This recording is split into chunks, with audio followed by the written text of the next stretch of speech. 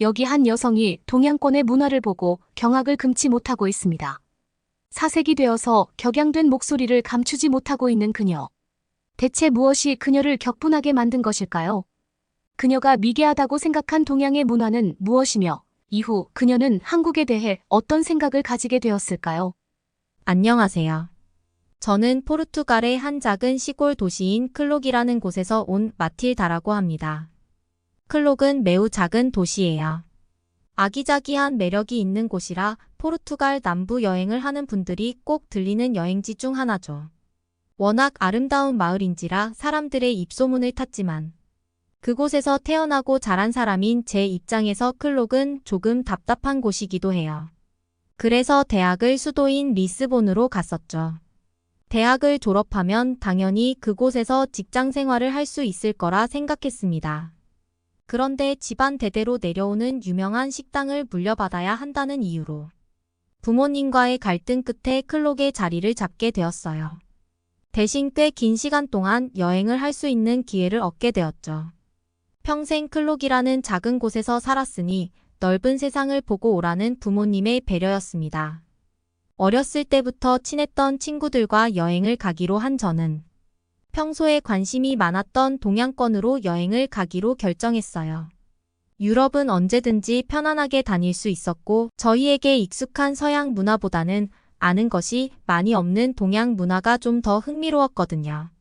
알아보니 한국, 일본, 중국으로 여행지가 추려졌고 저희는 이 세 나라 중 어디를 가야 할지 결정하기 위해 여러 가지 자료를 찾아보았습니다. 처음에는 일본을 첫 번째 선택지로 염두에 두었어요. 저희 가족이 운영하는 식당에는 여행객들이 많이 오는데 제 기억으로는 일본인들이 가장 친절했거든요. 조용조용하고 남들에게 피해를 끼치지 않는 모습을 보며 좋은 이미지를 가지고 있었습니다. 그런데 제 친구 중 한 명은 중국을 우선순위로 두고 있더라고요. 중국은 땅도 넓고 인구도 많으니 다른 나라보다 다양한 문화가 있을 것이고 역사도 깊을 것이라는 이유였죠. 한국은 저희의 우선순위가 아니었습니다. 저희는 동양의 오리엔탈적인 신비함을 기대하고 있었는데 한국은 아니었거든요. 솔직히 인터넷에 한국을 검색한 뒤에 본 이미지는 실망스러웠습니다. 동양에 대한 환상이 싹 사라지는 사진들이었어요. 고층 빌딩 높이 솟은 아파트들 건물들도 다 똑같이 생긴 게 아름다워 보이지 않았습니다. 아기자기한 풍경 덕분에 매년 수많은 여행객들이 찾는 클록에서 나고 자랐기 때문에 이 부분도 굉장히 중요했거든요. 저와 친구들은 의논 끝에 일본을 가기로 결정했습니다. 저뿐만 아니라 다른 친구들도 일본인에 대한 나쁘지 않은 기억을 가지고 있었더라고요. 본격적으로 여행을 준비하기 전에 고등학교 동창들을 만나는 자리를 가지게 되었어요. 다른 지역으로 대학을 갔거나 일을 하는 친구들을 오랜만에 보는 날이었죠. 그곳에서 저희는 얼마 전 일본 여행을 다녀왔다는 친구와 대화를 하게 되었습니다.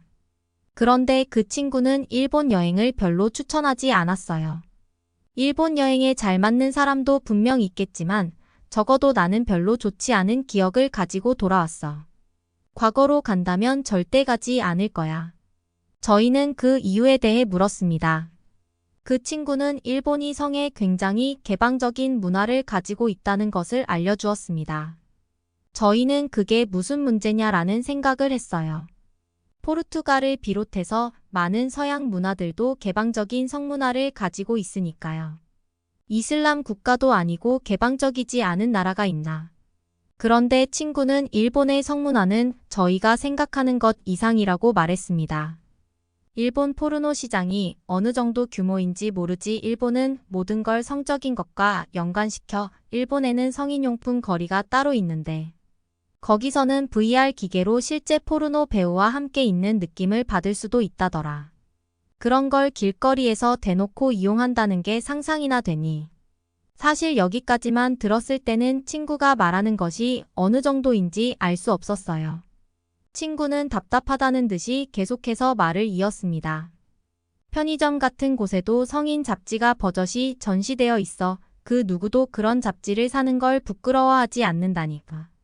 성인이 그런 잡지를 사는 게 문제가 돼? 친구는 한숨을 푹 쉬면서 대답했습니다. 편의점이나 슈퍼는 누구나 갈 수 있는 곳이잖아. 남녀노소 상관없이 그것들에 노출된다고. 아주 어렸을 때부터 성적인 문화에 익숙해져 있다는 뜻이야. 저희는 깜짝 놀랐습니다. 아무리 성적으로 개방된 나라라 하더라도 어린아이들에게는 조심하는 것이 옳으니까요. 친구의 놀라운 이야기는 여기서 끝이 아니었습니다. 솔직히 여기까지는 문화 차이라고 이해할 수 있었어. 그런데 나한테 트라우마를 안겨준 이유는 따로 있었어. 저희는 어느새 친구의 말에 빠져들었습니다. 여행하다가 만난 일본인이 자기 고향의 아름다움을 엄청 자랑했어. 직접 숙소도 잡아주는 친절을 보여주길래 감사한 마음으로 여행을 하러 갔지. 숙소 주인장은 70살 정도로 되어 보이는 노인이었는데 그 사람도 굉장히 친절했지. 마지막 날 밤에는 떠나기 전에 좋은 술을 대접하겠다고 방으로 찾아온 거야. 저희는 절대 모르는 사람이 주는 술을 마시지 않습니다. 클럽에 가면 술에 약을 타서 건네주는 몰상식한 사람들을 여러 보았기 때문이야. 그 주인은 계속해서 술을 권했어. 우리가 마시지 않으니까 본인이 직접 마시면서 안전하다는 걸 보여주더라고. 그렇게 혼자 술을 홀짝 마시더니 술에 취하고 말았지 뭐야. 술에 취한 노인이 했다는 행동은 가관이었습니다.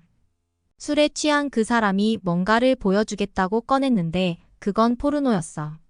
저희는 경악을 금치 못했습니다. 그토록 친절했던 사람이 대뜸 포르노를 보여주다니. 그 주인장은 포르노를 보여주는 게 친절한 행동이라고 생각한 거야. 친구는 고개를 절레절레 흔들었습니다. 그건 모르겠어. 다만 이 일을 전해 들은 일본인 중 그 누구도 주인의 행동이 문제라고 생각하지 않았어. 친구는 한 가지 사실을 덧붙였습니다. 일본에는 시니어 포르노라는 문화가 따로 있다는 것이었죠. 최근 노인 인구가 늘어나면서 시니어 포르노라는 장르도 발전했다는 건데 65세나 되는 여자 배우가 출연하기도 한다고 하니 포르노가 일본인들의 일상에 얼마나 자연스럽게 녹아 있는지 이해가 되더군요. 이 이야기를 듣고 일본의 성문화에 대해 찾아보았습니다. 여자 3명이서 간다고는 하지만 결코 안전해 보이지 않았어요. 일본인들이 추구하는 성문화도 거북하게 느껴졌고 말이죠. 무엇보다 일본에서 실종되는 외국인 여행객의 수가 다른 나라에 비해 월등히 높다는 것도 한몫했습니다. 저희는 당연히 다음 여행지로 중국을 생각했어요. 이번엔 여행을 준비하느라 큰 일이 없었기에 곧바로 홍콩으로 향했어요. 그런데 호텔에 도착한 그날 호텔 옆에서 시끄러운 소리가 났습니다. 밖을 보니 사람들이 파티 같은 걸 하는 것 같았는데 파티라고 하기엔 어딘가 이상했어요. 무언가를 깨부수는 소리도 나고 계란이나 밀가루를 던지기도 했죠. 저는 사고라도 난 줄 알았습니다. 그런데 아무도 그것을 제지하지 않았어요. 무슨 일이 난 건 아닌가 경찰에 신고해야 하나 고민하고 있는데 한 친구가 숙소에 후기에 이런 게 있다며 후기를 읽어주었습니다. 호텔 바로 옆 건물에서 결혼식을 하는 시끄러운 사람들 때문에 호텔에서 묵는 이틀 동안 잠도 제대로 자지 못했다. 직원에게 방을 건물 반대쪽으로 옮겨주길 요구했지만 그들은 이것이 중국의 문화라며 내 요구를 무시했다. 내 인생 최악의 숙소이며 이해할 수 없는 결혼 문화를 가진 중국에 다시 방문할 일은 없을 것이다. 저희가 본 것은 파티가 아니라 결혼식이었던 것이었어요. 저희는 이 소란스러움의 이유를 찾기 위해 중국 결혼 문화를 검색했습니다. 그런데 검색하자마자 나온 글은 신부의 친구를 겁탈하는 신랑 친구들이었어요. 끔찍한 제목이었어요. 하지만 분명 과장된 부분이 있을 거라 생각했습니다. 아니면 중국을 싫어하는 누군가가 중국에 대한 안 좋은 이미지를 심어주기 위해 이런 글을 쓴 것이라 믿었죠. 떨리는 마음으로 그 글을 누른 저는 제 선택을 후회했습니다. 그 글에는 중국인들이 한 여자를 둘러싸고 몸으로 지시기는 영상이 첨부되어 있었어요. 저는 경악을 금치 못했고 더 이상 영상을 이어보지 못한 채 영상을 꺼버렸습니다. 같은 여자로서 보기 힘든 장면이었지만 확실하게 확인을 해야 했기에 한 친구가 용기를 내서 영상을 보았습니다. 영상이 끝난 뒤 친구가 남긴 말은 역겨워였어요. 실제로 여자를 덮치는 장면은 나오지 않았지만 그 여자의 몸을 더듬고 옷을 벗기려는 모습이 담겨 있었습니다. 화질이 좋지 않았지만 자세히 보지 않아도 알 수 있었어요. 그리고 그 영상을 본 사람 중 중국어를 할 줄 아는 사람은 영상 속 남자가 중국어로 만져라고 말을 한다고 댓글을 달았습니다.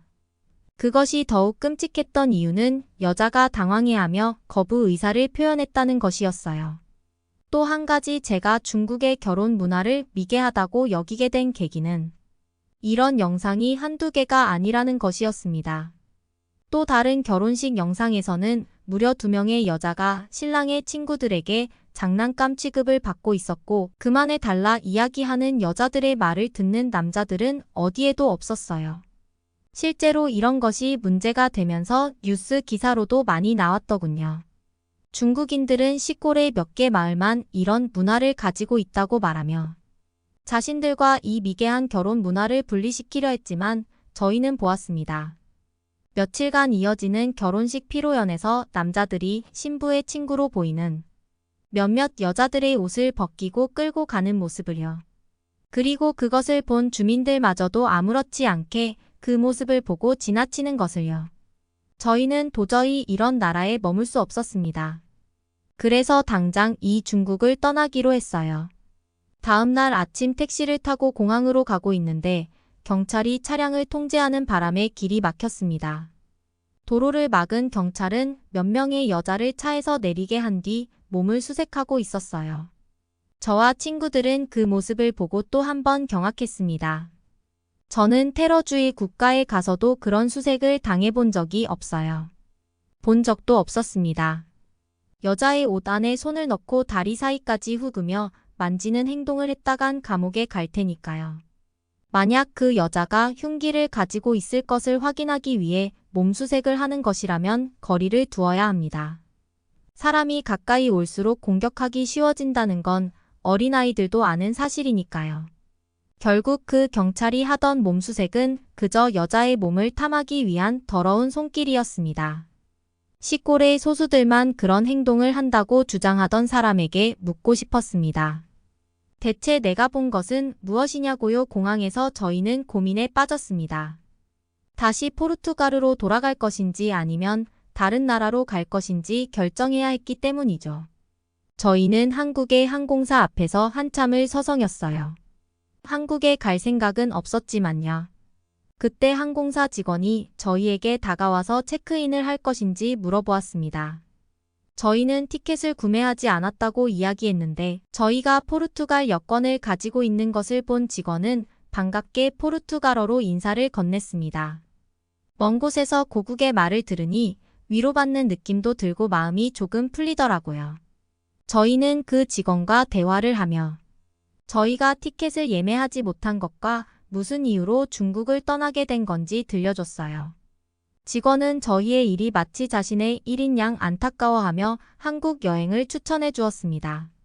저희는 어색하게 웃으며 직원의 말을 거절했어요. 한국은 저희의 선택지에 없었다고요. 그러자 직원은 한국처럼 안전하게 여행할 수 있는 나라는 없어요. 중학생 아이들도 새벽에 돌아다닐 수 있는 나라는 세계에서 딱 한 곳 한국일 거예요. 솔깃했습니다. 그 직원이 굳이 저희에게 거짓말할 이유는 없으니까요. 직원은 못 믿어하는 저희에게 자신의 명함을 건네기까지 했습니다. 저를 믿어보세요. 무슨 일이 생긴다면 제 번호로 연락하셔도 좋습니다. 저희는 고민한 끝에 한국행을 결정했어요. 비행기에서부터 한국은 남달랐습니다. 승무원들은 모두 흠잡을 데 없이 깔끔했고 승객에 대한 책임감도 남달라 보였어요. 한국에 도착하고 나서도 놀라움의 연속이었습니다. 대체 이 나라는 어떻게 된 게 눈이 닿는 모든 곳이 깨끗할 수 있는 거죠. 입국장으로 가는 곳에는 레일이 깔려 있어서 걷지 않아도 됐고 패브릭으로 된 바닥에는 먼지 한 톨 없어 보였고 얼룩도 없었습니다. 청소에 신이 있다면 그건 한국인일 것이라는 이야기까지 나올 정도였죠. 한국에 도착하자마자 했던 가장 큰 걱정은 숙소였습니다. 일본과 중국 모두 숙소에서 안 좋은 일을 겪었기 때문이었고 급하게 온 탓에 한국에 도착한 후에 급하게 숙소를 잡았거든요. 안전하게 호텔 같은 곳에서 묵으면 좋았겠지만 중국에서 예약해뒀던 것들을 전부 취소하면서 수수료가 너무 많이 나간 탓에 좋은 숙소를 잡는 건 어려웠어요. 그래도 숙소까지 찾아가는 건 쉬웠습니다. 공항에서 서울로 가는 지하철이 너무 잘 되어 있었고 대중교통 또한 청결하게 관리되어 있었습니다. 지하철 앞에 스크린도어라는 것이 있어서 사고가 나는 불상사를 막는 것도 너무나 기발한 아이디어라고 생각했습니다. 게다가 이런 게 공항뿐만 아닌 모든 지하철역에 설치되어 있다고 하더라고요. 스크린도어와 지하철역 주변의 맛집, 버스 정보 등을 알려주는 기계까지. 저희는 한국이 포르투갈보다 기술적으로 훨씬 발달한 나라라는 것을 한국에 도착한 지 얼마 되지 않아 깨달을 수 있었습니다. 이후 숙소를 도착한 후에도 감탄을 금치 못했어요. 너무나 깨끗했고 직원도 친절했거든요. 저희가 상상한 숙소는 이런 곳이 아니었습니다. 중국에서 잡은 숙소의 반도 안 되는 가격이었는데 서비스는 이렇게까지 차이가 나다니 저희는 정말 오랜만에 안락한 곳에서 조용하게 잠을 청할 수 있었습니다. 낮잠을 늘어지게 자고 나니 밤이 늦은 시간이더라고요. 9시가 다 된 시간을 보고 저희는 망연자실하고 말았습니다. 포르투갈을 비롯해서 제가 지금까지 여행하러 다녔던 많은 나라들이 7시에서 8시가 되면 문을 닫았거든요. 저희는 먹을 것을 사온 것도 아니고 숙소에서 룸 서비스는 제공하지 않았기 때문에 저희는 꼼짝없이 다음 날까지 굶을 거라고 생각했어요. 꼬르륵거리는 배를 부여잡고 창밖을 보는데 숙소가 있는 곳에서 골목을 빠져나가면 보이는 거리에 불이 환하게 켜져 있는 것이 보였습니다.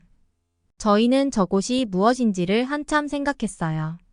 나가볼까 친구들은 고민하는 듯 했습니다.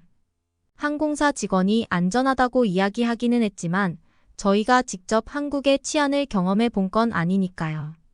그런데 그때 한 친구가 창밖을 보며 소리쳤습니다. 얘들아 저것 좀 봐봐 아이들이야. 아이들.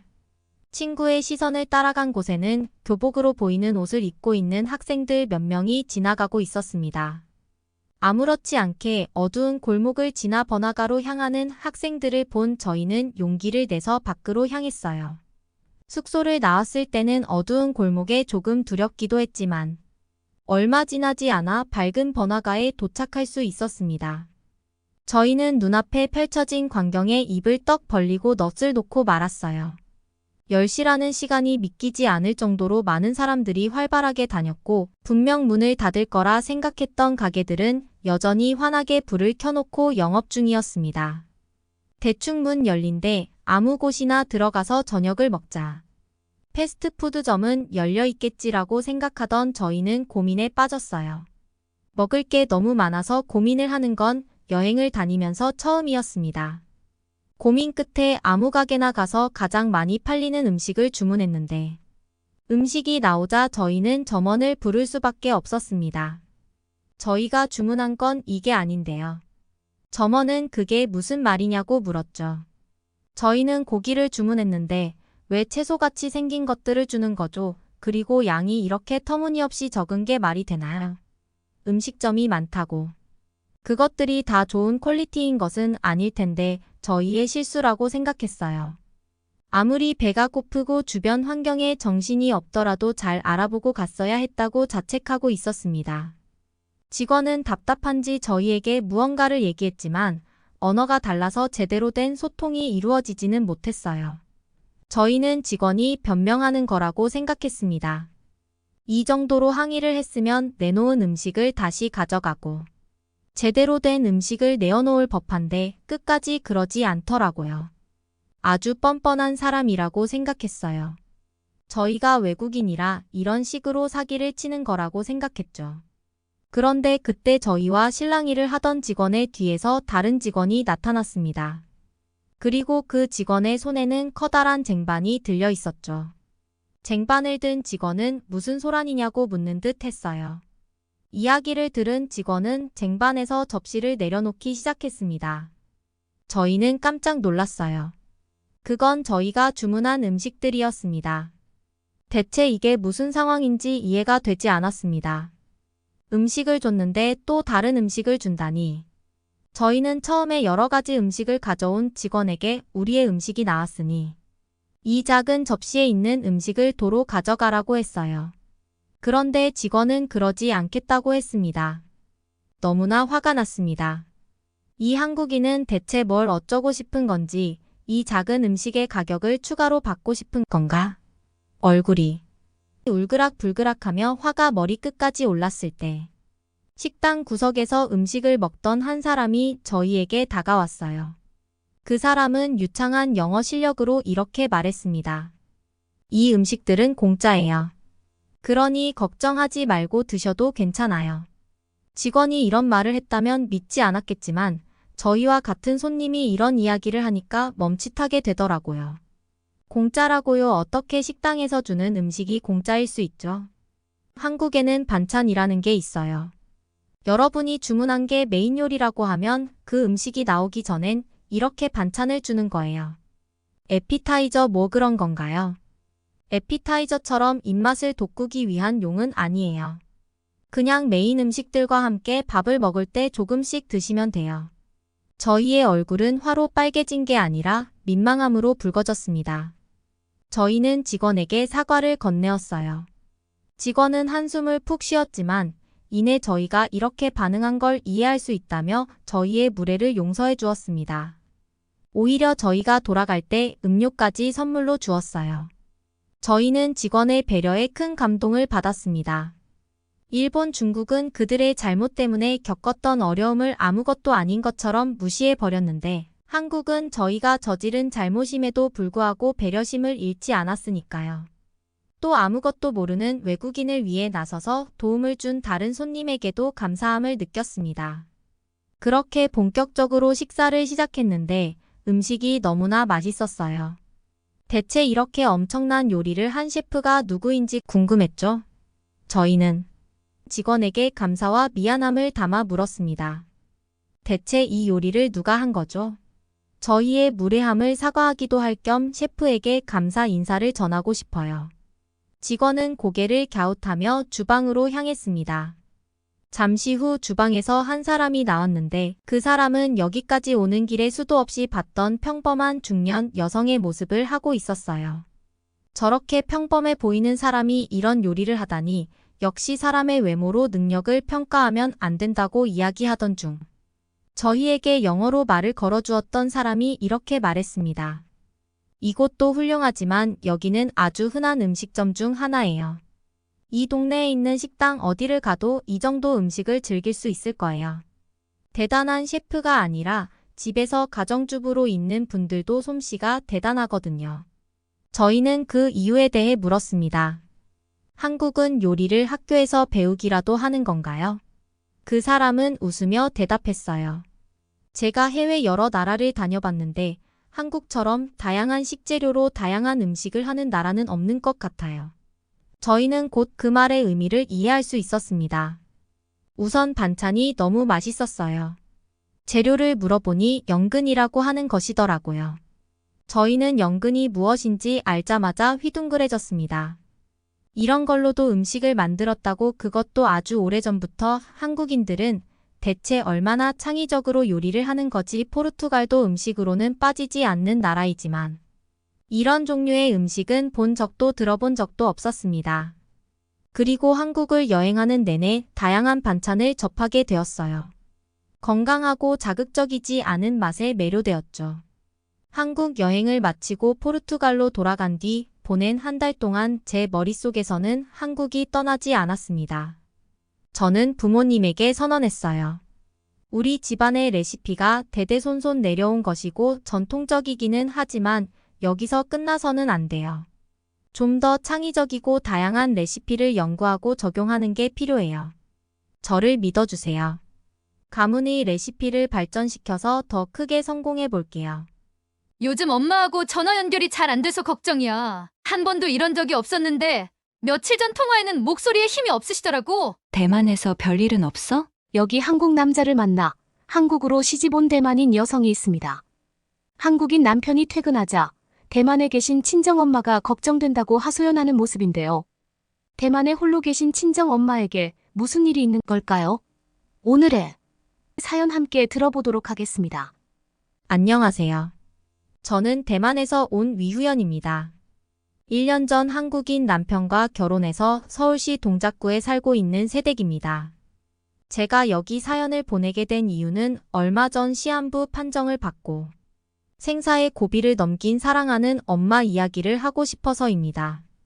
저희 부모님은 제가 6살 때 이혼을 하셨습니다. 아빠는 제가 태어나기 전부터 사업으로 승승장구하셨는데요. 덕분에 유복한 환경에서 영유아기를 보낼 수 있었습니다. 그리고 바쁜 와중에도 일이 끝나고 들어오면 목마를 태워주시고 함께 시간을 보내려고 노력하셨어요. 어릴 때 기억이 흐리긴 하지만 아빠는 평소 저녁 식사를 하며 가볍게 와인 한잔 하는 것을 즐기셨습니다. 그때 엄마는 좋아하는 노래를 흥얼거리며 아빠를 위해 요리하셨어요. 하지만 행복한 시간은 오래가지 않았습니다. 대만 금융기관이 한동안 신용등급이 낮은 사람에게도 대출을 많이 해주던 시기였는데요.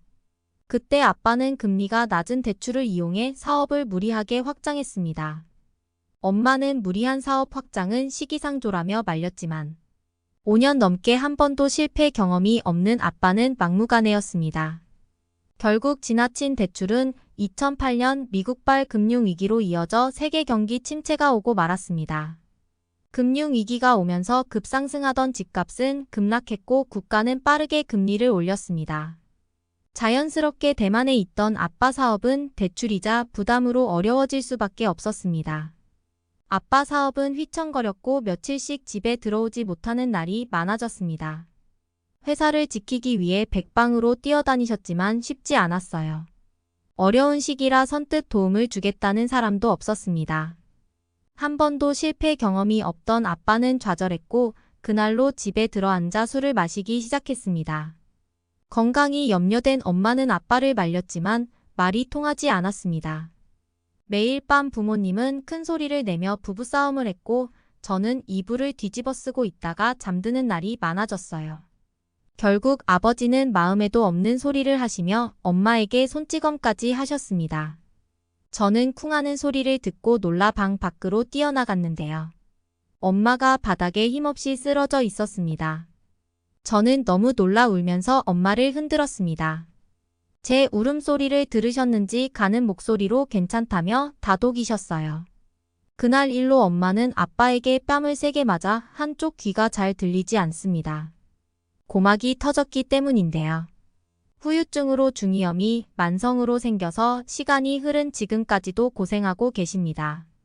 결국 부모님은 이혼을 선택하셨고 엄마는 저를 데리고 시골 외할머니 댁으로 갔습니다. 엄마는 할머니 얼굴을 보자마자 끌어안고 한참을 우셨습니다. 며칠 뒤 엄마는 직장을 구해 취직을 하셨고 저는 두 분 보살핌으로 건강하게 자랄 수 있었습니다. 철이 들면서 화목했던 우리 가족을 헤어지게 한 금융위기에 대해 궁금해졌습니다. 그 생각은 꼬리에 꼬리를 물고 경제 전반에 대한 관심으로 이어졌는데요. 제가 타이베이의 단수이 대학교에서 경제학을 공부하게 된 결정적인 계기가 되었습니다. 목표가 생기자 공부 능률이 올라가면서 단수이에 우수한 성적으로 합격할 수 있었어요. 저는 대학 입학 후 바로 경제학 클럽에도 들어갔는데요. 경제학과 관련된 주제에 대해 논의하고 경제 전문가들을 초청해 강연을 듣는 등 학생들 간의 네트워킹을 촉진하는 모임이었어요. 대학교 입학하면 꼭 가입하고 싶었던 곳이었죠. 모임에서 제 운명의 상대인 한국인 남편을 만나게 되었는데요. 남편은 학교 3년 선배로 이름은 장혁이었어요. 자상하고 따뜻한 성품을 가진 사람이었습니다. 경제학 관련 주제로 논의할 때면 유독 질문이 많고 선배들을 귀찮게 해서 모두들 저를 불편해했는데요. 지금 남편만 제 이야기를 끝까지 경청하고 성의껏 자기 생각을 이야기해 주었어요. 저는 어느덧 장혁 씨의 배려심에 푹 빠져들었습니다. 동기생들이나 경제학 클럽의 동양인 친구들은 많았지만 남편만큼 인간적인 매력을 가진 이는 없었어요. 저희는 저의 적극적인 구애로 공식 커플이 되었고, 도서관에서 함께 공부하고 식사를 하며 경제 의견 나누기를 즐겼습니다. 그때 2008년 금융위기에 가족이 겪은 일에 대해 털어놓았는데요. 장혁 씨 도움으로 저도 모르게 깊이 자리 잡았던 복잡한 심경과 부정적인 생각들을 잘 정리할 수 있었습니다. 마음의 여유가 생기면서 장혁 씨의 나라 한국에 대해 관심을 갖기 시작했습니다. 한국을 알아가는데 K-팝이나 K-드라마도 좋지만 장혁 씨가 해주는 한국에 대한 이야기가 더 좋았습니다. 저는 장혁 씨 덕분에 한국 문화와 한국 음식 등 두루 경험할 수 있었고 한국말도 빠르게 늘었습니다. 장혁 씨는 졸업하면서 교수님 추천으로 대기업 컨설팅 회사에 취업을 하게 되었는데요. 교수님이 외국인을 추천한 것은 무척 이례적인 일이라 학교 안팎으로 한동안 화제가 되었습니다. 빠르게 시간이 흘러 저도 대학 졸업을 앞두고 있는 시점의 일인데요. 그때 장혁 씨는 한국에 있는 대기업에서 스카웃 제의를 받고 고민하고 있었어요. 아무래도 오랜 기간 대만에서 생활하다 보니 한국이 그리워 고민이 깊어 보였습니다. 이직을 결정한 장혁 씨는 진행 중인 프로젝트를 마무리하며 인수인계를 해야 했습니다. 며칠 동안 만나지 못해 마음을 졸이던 그때 장혁 씨에게 연락이 왔습니다.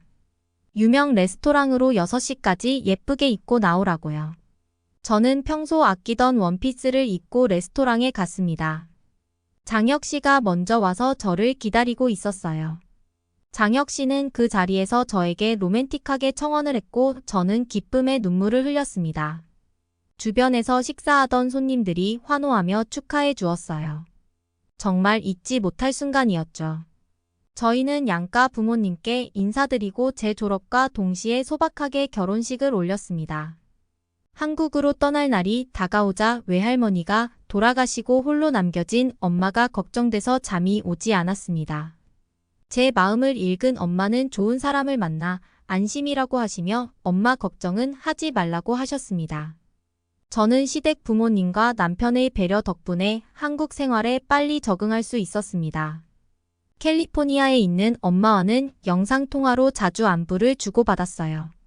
최근 소화가 잘 되지 않아 식사량이 많이 줄었다고 해서 걱정이 됐습니다. 제가 엄마 건강을 걱정하자 장모님 괜찮으실 거라며 조만간 한국에 모셔서 건강검진 받게 해드리자고 했습니다. 대만은 의료민영화로 병원비가 비싸 일반 서민은 병원으로 고개도 돌리면 안 되는 곳이거든요. 웬만한 중상층도 중병이 아니면 병원 진료를 받지 않는 것이 일반적이에요.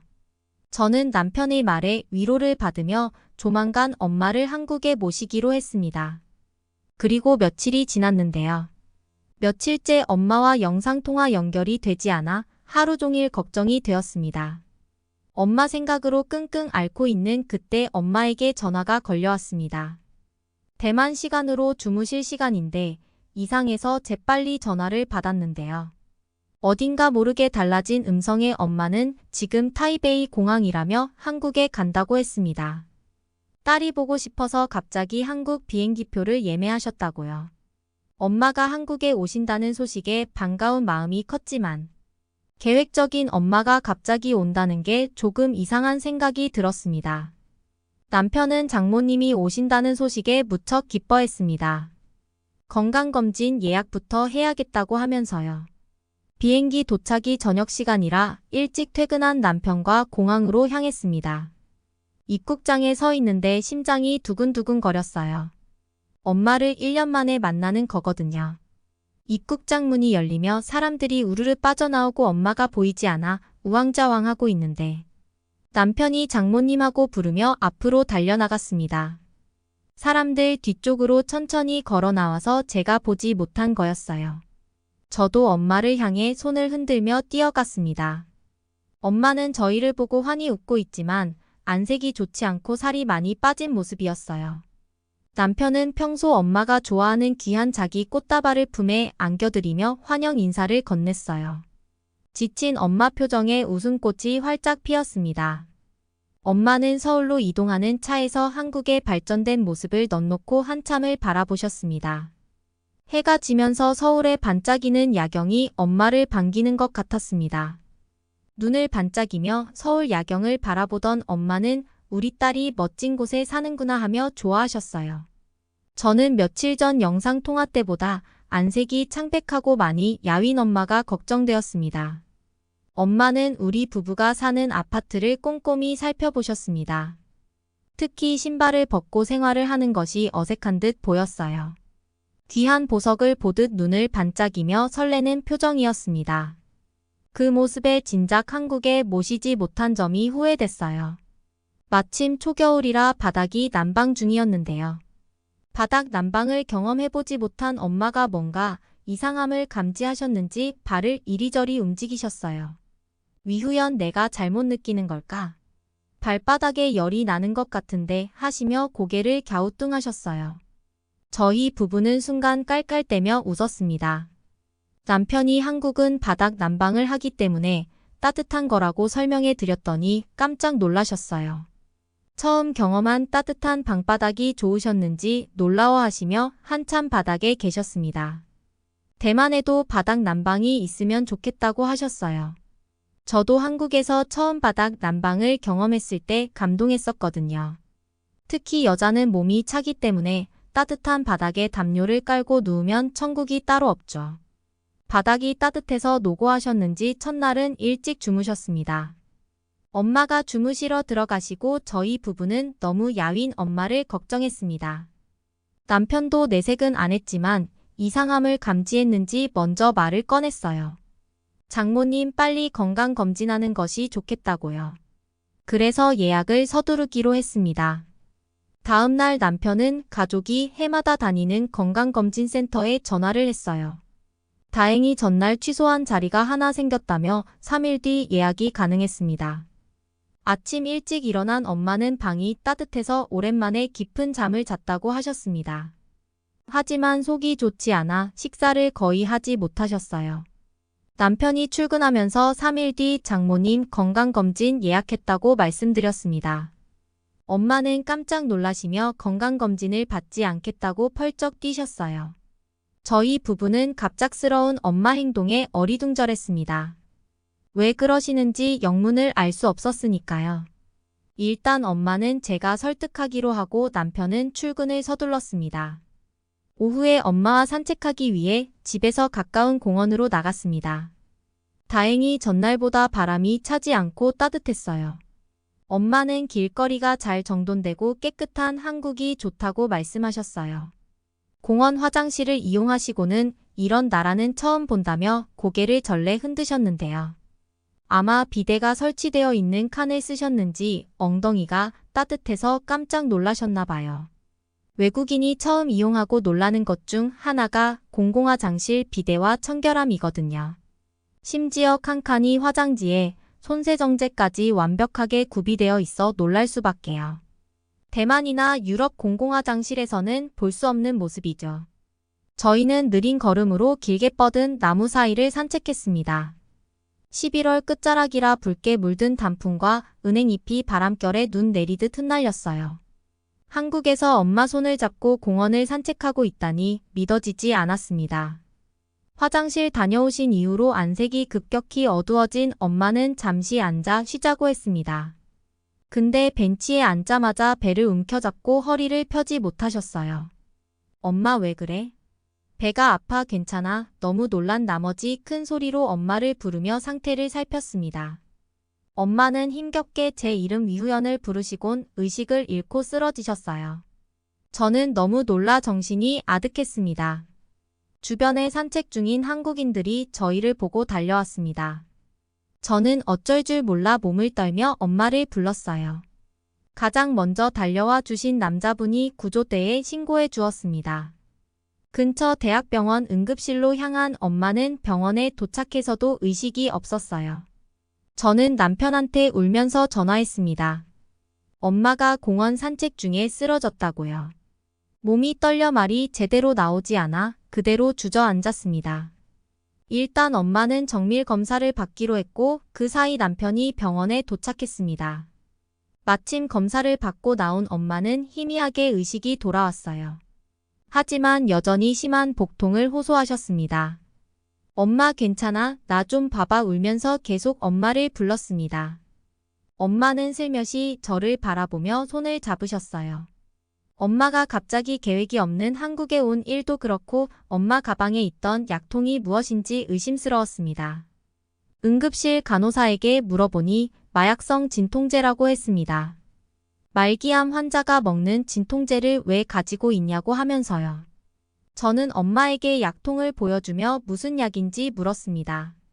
엄마는 눈을 지그시 감고 아무 대답도 하지 않으셨어요. 묵묵부답이었습니다. 일단 정밀 검사 결과가 나올 때까지 입원해서 진통제 주사를 맞기로 했습니다. 다음 날 오전 저희 부부와 엄마는 정밀 검사 결과를 듣기 위해 상담실로 향했습니다. 의사는 대뜸 엄마를 보고 대만에서 병명을 들었는지 물었습니다. 간호사에게 엄마가 가지고 있던 마약성 진통제 이야기를 들은 것 같았어요. 엄마는 힘없이 슬픈 눈으로 저를 바라보고 대장암 말기 판정을 받았다고 했습니다. 의사가 시간이 얼마 안 남았으니 가족과 많은 시간을 보내라고 했다면서요. 저는 심장이 쿵 내려앉는 것 같았습니다. 믿을 수가 없었어요. 서로 아무 말도 하지 못하고 눈에선 눈물만 하염없이 흘러내렸습니다. 엄마는 괜찮다고 하시며 어쩔 줄 몰라 하는 저를 안아주셨습니다. 남편은 제 등을 토닥이며 선생님을 바라봤습니다. 이 상황을 말없이 지켜보신 선생님은 차트를 다시 꼼꼼히 살피신 후 말씀하셨습니다. 대만에서 말기암 시한부 판정을 받으셔서 마음고생이 심하셨겠습니다. 하지만 제 소견으로는 대장암 3기로 보입니다. 환자분 의지만 있다면 충분히 치료가 가능하다고 말씀드리고 싶군요. 엄마는 시간이 얼마 남지 않았다는 말에 저를 봐야겠다고 생각하고 한국행을 서두르신 건데요. 의사 선생님의 치료가 가능하다는 말에 엄마는 어리둥절한 표정을 지으셨습니다. 장혁 씨는 의사 선생님께 바로 치료를 시작할 수 있는지 물었습니다. 그리고 어떤 치료를 받게 되는지도 꼼꼼하게 질문했어요. 이성적으로 판단하고 빠르게 선생님께 필요한 부분을 물어보는 모습이 정말 든든했습니다. 의사는 대장 쪽에 암이 있어서 혈관과 붙어 있기 때문에 바로 수술하는 건 위험하다고 설명했습니다. 일단 항암 치료로 암 크기를 줄이는 게 급선무라고 했어요. 혈관과 간격이 떨어지면 수술 날을 잡자고 하시면서요. 항암을 먼저 하고 수술을 하는 것이 예후가 좋다는 말도 덧붙였습니다. 우리는 그날 바로 항암 치료 일정을 잡았습니다. 삶의 의지를 놓으셨던 엄마는 회복 가능성이 있다는 말에 치료 의지를 불태우셨어요. 그리고 저희 부부가 옆에 있어 든든하다고 했습니다. 엄마는 대만에서 몇 개월 동안 속이 좋지 않아서 식사를 잘 못하셨는데요. 대만의 비싼 진료비 걱정에 병원도 못 가고 참고 견디셨습니다. 결국 근무 중 심한 복통으로 응급실에 실려갔다가 시한부 판정을 받으신 거였습니다. 엄마 혼자 그 시간을 보내셨다고 생각하니 마음이 저려왔습니다. 인천에 사시는 시댁 부모님들이 엄마 소식을 들으시고 한 걸음에 달려오셨어요. 항암 치료를 하려면 잘 드셔야 한다며 분명 회복될 거라고 응원해 주셨어요.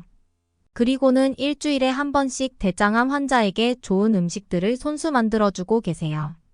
이런 시댁이 세상에 또 있을까요? 항암 치료 과정은 생각보다 쉽지 않았어요. 간 수치가 너무 올라서 잠시 항암을 중단하기도 했고 중간에 치료 약물을 바꾸기도 했습니다. 엄마는 온 가족이 한마음으로 치료를 돕고 있었기에 씩씩하게 잘 견뎌내셨습니다. 힘들었던 항암 치료는 8개월이 걸렸습니다. 드디어 마지막 항암 치료 결과를 확인하는 날이 다가왔어요. 선생님은 미소를 지으며 암 사이즈가 많이 줄어서 수술 날짜를 잡아도 되겠다고 하셨습니다. 저희 가족은 기뻐서 환호했어요. 분명 큰 수술이지만 8개월간 이날을 손꼽아 기다리며 서로에게 힘이 돼 주었거든요. 수술실 들어가는 날 엄마는 유난히도 씩씩하셨습니다. 그 순간까지도 엄마는 제가 걱정할까봐 웃어 보이셨어요. 수술을 마친 엄마는 3시간 뒤 회복실로 옮겨졌습니다. 수술실에서 빠져나온 의사 선생님은 전이로 의심된 부분이 있었는데 항암이 잘 돼서 수술 결과가 좋다고 했습니다. 그제서야 안심이 되었어요. 마취에서 깨어난 엄마는 엄청난 통증을 호소했습니다. 대장 일부를 떼어냈으니 통증이 굉장히 심할 거라고 했어요. 다행히 시간이 지나면서 통증은 서서히 줄어들었고 경과가 좋아 일주일 뒤 퇴원할 수 있었습니다. 의사 선생님은 앞으로 혈당을 잘 관리해야 한다고 당부했습니다. 수술은 잘 됐지만 한동안 추적 관찰이 필요하다고 하셨어요. 2주 뒤 기력을 어느 정도 회복한 엄마와 저는 덕수궁을 찾았습니다. 한국의 고풍스러운 궁을 저와 함께 거닐어보고 싶다고 하셨거든요. 고즈넉한 궁의 분위기와 배롱나무의 붉은 꽃이 아름다웠습니다. 엄마는 한동안 한국에 머물며 남은 치료에 전념하기로 했어요. 이번 일로 엄마와 저는 한국의 선진화된 의료기술과 시스템에 감탄했습니다. 그리고 항암 치료할 동안 한 주도 빼먹지 않고 음식을 보내주신 시댁 부모님께 정말 감사하다고 인사 전하고 싶습니다. 제가 남편을 만나지 못했다면 저와 엄마는 지금 이 순간을 함께하지 못했을 거예요. 늘 한결같이 자애로운 남편에게 세상 누구보다 사랑하고 존경한다는 말을 전합니다. 주변에 대장암을 극복하고 건강을 유지하는 분이 계시면 노하우 부탁드릴게요. 그러면 다음 사연을 들려드리겠습니다. 여러분은 한국인들이 지키기 어려워하는 해외여행의 주의사항을 아시나요? 그것은 바로 한밤중에 외출을 자제하고 외진 곳으로 가지 않는 것입니다. 지극히 별거 아닌 주의사항 같아 보이지만 상황에 따라 우리는 대처할 수 없는 크나 큰 범죄를 마주할 수도 있게 되는데요. 하지만 평생을 안전한 나라에서 살아온 우리들은 해외의 현실을 깨닫지 못해 범죄의 표적이 되는 일들이 종종 발생하곤 합니다. 이는 바로 한국과 외국의 치안에 크나 큰 차이가 있기 때문인데요. 오늘 소개해드릴 사연은 이와는 반대로 외국에서 한국으로 여행 온 젊은 일본인 남성의 경험담입니다. 그와 친구들은 해외여행을 갈 때마다 무서운 밤거리를 걸어야만 하는 담력 게임을 하고는 했다는데요. 철부지없는 장난 때문에 위험한 고비를 수차례 넘겼다는 그들은 한국에서 했었던 담력 게임 때문에 큰 충격을 받았다고 합니다. 과연 그들에게는 무슨 일이 있었던 걸까요? 함께 살펴보겠습니다. 일본인 남성의 사연입니다. 안녕하세요. 저는 몇 년 전 정말이지 다른 세계에 존재하는 것 같은 나라를 여행한 적이 있었습니다. 그곳은 바로 한국이에요. 아주 많은 나라를 여행해 봤지만 한국 같은 나라는 정말로 처음이었죠. 저는 어릴 때부터 함께한 단짝 친구들이 있었어요. 그들과 함께 자주 여행을 다니고는 했습니다. 대학교에 진학하고 나서부터는 각자 다른 지역으로 떨어지게 되면서 자주 만나지 못한다는 사실이 아쉬웠거든요. 처음부터 여행 모임을 시작한 것은 아니었습니다. 처음에는 보드 모임이었죠. 하지만 중간에 보드를 타고 장난을 치다가 심하게 다치는 바람에 다시는 보드를 탈 수가 없게 되어서 그만두게 되었습니다. 다들 모험심이 강한 친구들이라 장난도 심하거든요. 그런 위험한 장난은 하면 안 됐는데 그런 일이 발생하고야 말았던 거죠. 하지만 워낙 어릴 때부터 그래왔기 때문에 개의치 않고 또 다른 모임을 구상하게 됐습니다. 그리고 여행 모임이 만들어지게 되었죠. 처음엔 남자들끼리 가는 여행이 뭐가 재미있을까 싶었습니다. 그때까지만 해도 여행이라는 것은 음식을 먹고 하룻밤을 자고 오는 거라고만 생각했었거든요. 하지만 친구들과 함께하는 여행은 제 생각보다 훨씬 더 만족스러운 모임이었습니다. 보드를 타던 것과 비교해서도 말이죠. 크게 연습할 것도 없고 무난하게 보였거든요. 그렇게 우리는 대학에 입학해 매일을 함께할 수는 없었지만 여행 모임을 통해 더욱더 소중한 추억을 쌓기 시작했습니다. 이렇게 보면 평범한 여행 모임 같아 보이지만 사실 우리의 모임엔 특별한 비밀이 하나 숨겨져 있었어요. 위에서 언급했지만 우리는 어릴 적부터 모험심이 강한 아이들이었습니다. 그래서 다른 아이들이 어릴 때 하는 장난보다 조금 더 센 강도의 장난을 자주 쳤었어요. 예를 들면 2층 지붕에서 점프에 착지하거나 눈 감고 두 발 자전거를 탄 누가 더 오래 버티는지 같은 게임 말이죠. 그런 위험한 장난을 많이 하다 보니 당연히 부모님께 많이 혼나기도 했답니다. 하지만 그렇다고 주눅들 우리가 아니었어요. 혼나고 나서 외출 금지를 당해도 방에 있는 창문을 통해 나가고는 했죠. 아무튼 그런 것들이 잘 맞았기 때문에 어릴 때부터 친하게 지낼 수 있었던 것 같아요. 지금 보면 철이 안 들었던 것이지만 말이죠. 물론 지금은 안 그렇지만 그런 짓궂은 면들은 대학에 가서도 지속됐었어요. 여행 모임에서도 그런 면모들이 있었죠. 게임을 정한 후에 벌칙자를 골라 사람이 많이 다니는 거리에서 막춤을 추라고 시키든지, 길거리를 지나가는 모르는 여자의 번호를 받아온다든지 하는 것들 말이에요. 하지만 그런 것들은 그저 단순히 웃긴 게임이었죠. 진짜는 바로 담력 게임입니다. 이 중에서 가장 심한 장난이었고 난이도가 꽤 높은 게임이었죠. 한밤중에 건물 밖으로 나가 유레카라며 소리를 지르고 들어오는 것입니다. 우리의 기본적인 룰은 항상 이랬습니다. 벌칙에 걸리면 벌칙을 하든지 아니면 포기하고 다음날 하루 밥값을 모조리 지불하면 되는 것이었어요. 참고로 우리는 한 명당 기본 2인분씩 먹는 대식가들이었답니다. 하지만 그럼에도 벌칙에 당첨된 친구들 대부분은 포기하고 차라리 밥값을 냈어요. 당연하죠. 사실 별거 아닌 행동이지만 누가 미쳤다고 위험한 한밤중에 밤거리에 나가고 싶겠어요. 다들 위험한 장난을 즐기는 성향이기는 하지만 여행 와서 목숨을 잃고 싶지는 않았던 거죠. 다행히 좋은 숙소에 묵거나 행인이 아예 없는 숙소에 당첨된 경우에는 용기를 내서 성공한 친구들도 있었어요. 하지만 우리는 언젠가부터 이 게임을 암묵적으로 밥값 내기 게임으로 부르기 시작했습니다. 게임에 걸리면 밤거리로 나가는 대신 그냥 다음날 밥값을 내는 것이 통상적인 관례가 되어버렸죠. 왜냐하면 여행 중에 충격적인 사건이 발생했었거든요. 그것도 2번씩이나 말이죠. 이제 와서는 서로 웃으면서 이 얘기를 할 수 있지만 당시에는 우리 사이에서 거의 암묵적으로 금기시되는 사건이었답니다. 이것은 패기 있는 한 친구의 도전으로부터 시작되었습니다. 그 친구는 벌칙에 한 번도 걸리지 않았던 친구인지라 다른 친구들이 항상 도전을 포기할 때 그들을 가소롭게 바라보고는 했어요. 이 게임을 처음 만든 게 저이기는 하지만 사실 지켜보는 입장에서도 모두가 조마조마했습니다. 하지만 바로 이것이 이 게임의 묘미였죠. 물론 그만큼 위험한 행동이기도 하고요. 아무튼 첫 번째 사건은 우리가 이탈리아로 여행을 떠났을 때의 일입니다. 그 친구는 당차게 웃으면서 숙소 밖으로 나갔어요. 숙소 근처에 공사하다가 버려진 듯한 건물이 있었는데 그곳에 옥상까지 올라가 유레카라고 외치고 오는 것이었죠. 원래는 10분이면 끝나고 돌아와야 하는 일이었습니다. 그런데 20분이 지나도 친구는 돌아오지 않았어요. 우리는 시간이 점점 지나자 슬슬 그가 걱정되기 시작했습니다. 그를 찾기 위해 우리가 모두 출동했었지만 끝내 우리는 그를 찾지 못한 채 숙소로 돌아왔어요.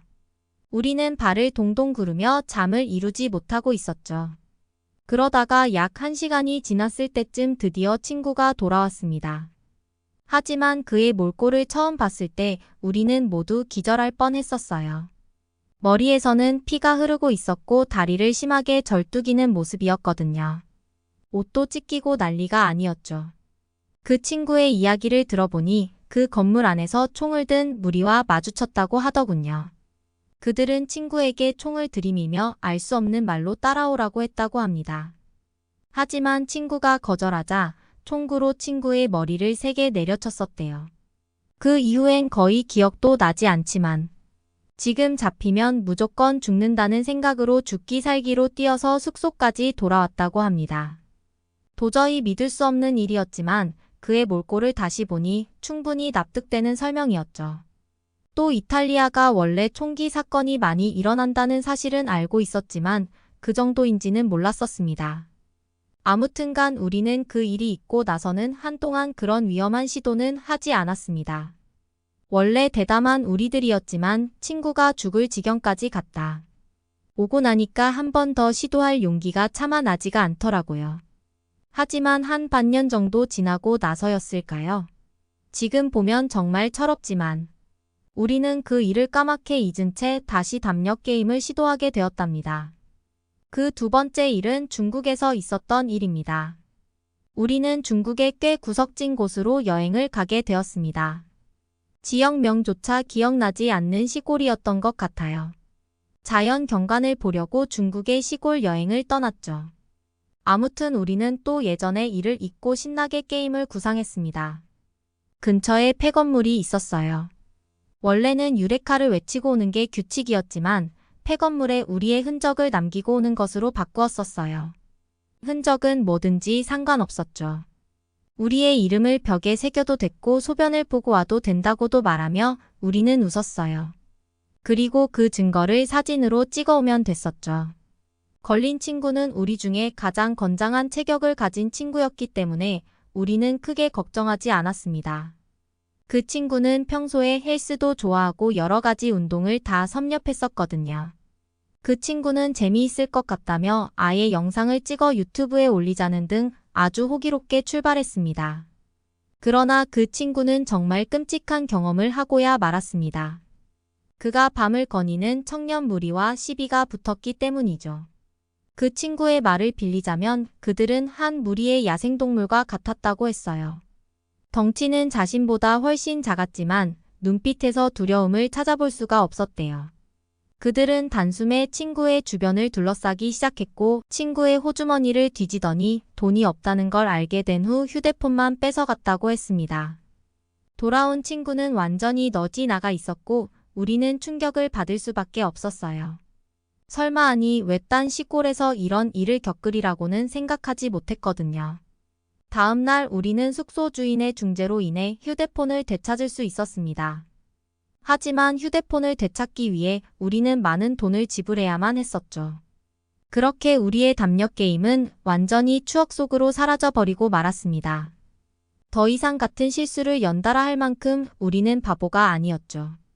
하지만 바로 이 담력 게임이 한국에서 다시 부활했습니다. 제가 그때 한국에서 크게 깨달았거든요. 일단 한국은 제게 문화적인 큰 충격을 선사했습니다. 믿기 힘들겠지만 제가 보기에 한국은 경찰이 필요 없을 만큼 안전한 나라처럼 보였어요. 사람들이 소매치기를 걱정하지 않는 건지 모두들 손에 휴대폰을 들고 다니더라고요. 심지어 핸드폰을 아무 데나 두고 다니는 모습도 확인할 수 있었죠. 처음에는 진지하게 미친 줄 알았습니다. 하지만 이상한 점은 그뿐이 아니었는데 지하철이나 어느 곳을 가도 노숙자들을 찾아볼 수가 없었어요. 아주 깨끗하게 관리되고 있었죠. 겨우 잠깐 동안 여행했을 뿐인데도 한국에는 위험한 요소가 없는 것처럼 보였습니다. 우리는 결국 한밤중에 담력 게임을 시도하기로 했어요. 여행을 하면서 흥이 오른 이유도 있었는데 왠지 오늘 담력 게임을 안 하면 잠이 올 것 같지도 않더라고요. 원래 담력 게임은 우리의 여행 필수 코스였으니까요. 아마 다들 사고가 있었더라도 결국엔 멀쩡히 잘 살아 돌아오니까 그랬던 것 같아요. 아무튼 그날의 벌칙자는 바로 저였습니다. 웃기게도 이 게임을 처음 만든 건 저이지만 사실 전 이 담력 게임을 단 한 번도 성공한 적이 없었답니다. 차라리 밥값을 내는 게 100번 생각해도 이득이었던 것 같거든요.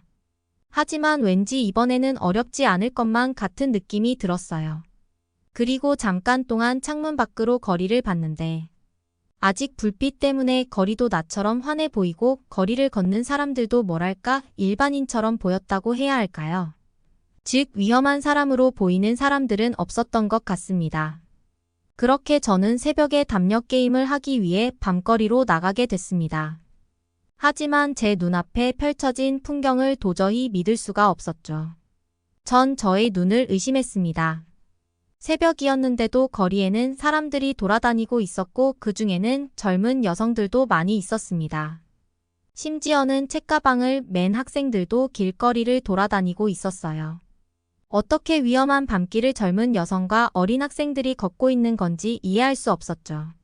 순간 저는 제가 시간을 착각한 건가 싶어 휴대폰으로 한국 시간도 다시 확인해 볼 정도였답니다. 그도 그럴 것이 정말 마치 대낮에 거리를 보는 것만 같았거든요. 모두들 이 밤의 두려움 따위는 느끼지 않는 것처럼 보였어요.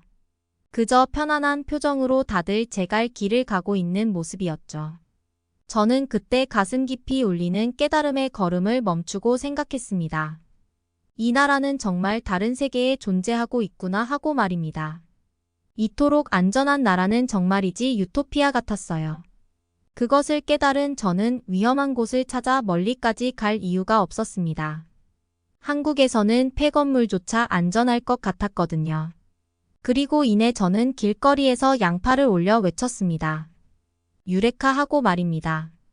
이것은 벌칙 때문에 내뱉은 유레카가 아니었어요. 저는 마치 아르키메데스처럼 순간 큰 깨달음을 얻었었거든요. 한국에서 이런 게임은 소용이 없었죠. 다른 나라에서는 성공하기 어려운 이 담력 게임이 한국에서는 이토록 쉬운 행동이었어요. 저는 다시 숙소로 돌아와 친구들을 데리고 한국의 밤거리로 나왔습니다. 그리고 어디에서도 경험해보지 못한 안전한 한국의 밤거리를 마음껏 돌아다녔어요. 이 경험 덕분에 여행의 첫걸음을 기분 좋게 시작해서인지 저와 친구들은 한국에서 아름다운 추억을 무수히 쌓고 돌아갈 수 있었습니다. 지금도 친구들과 만날 때면 한국에서의 경험을 종종 이야기하곤 해요. 그리고 언젠가는 다시 한국에 가서 밤거리를 걷자고 이야기합니다. 여러분도 한국에 간다면 꼭 안전한 밤거리를 즐겨보세요. 여러분은 어떻게 보셨나요?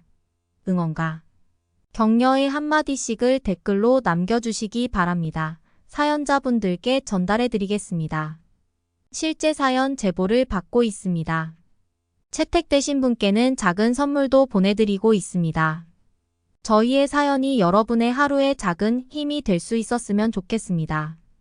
감동적인 사연을 주변 분들과 이야기 나눠보세요. 더욱더 좋은 영상으로 다시 찾아뵙겠습니다.